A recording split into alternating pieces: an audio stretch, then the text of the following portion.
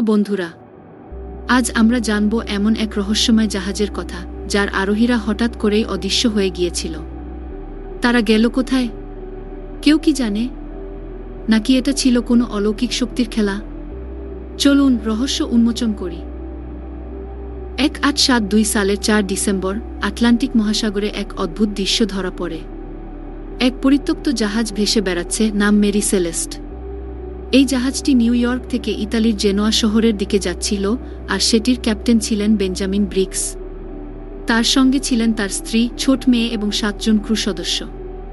কিন্তু রহস্য শুরু হয় তখনই যখন এই জাহাজটিকে খুঁজে পাওয়া যায় একেবারে ফাঁকা। জাহাজের কিছুই নষ্ট হয়নি।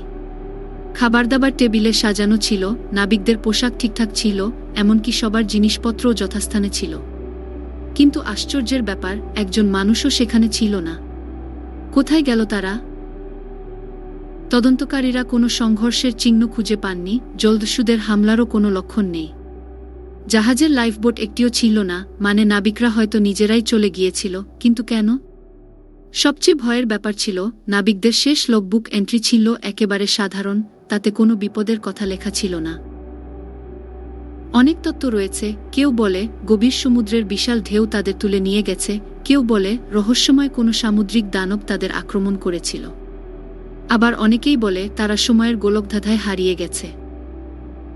কিন্তু সবচেয়ে আশ্চর্যের ব্যাপার হলো, মেরি সেলেস্ট জাহাজের কোনো সমস্যা ছিল না, তেলাপোকার মতো সেটি বছরের পর বছর টিকে ছিল। কিন্তু যারা সেটিতে চড়েছিল তারা আর কখনোই খুঁজে পাওয়া যায়নি। বন্ধুরা, তোমরা কি মনে করো? এটা কি প্রাকৃতিক কোনো ঘটনা, নাকি সত্যিই কোনো অলৌকিক রহস্য লুকিয়ে আছে? কমেন্টে জানাও।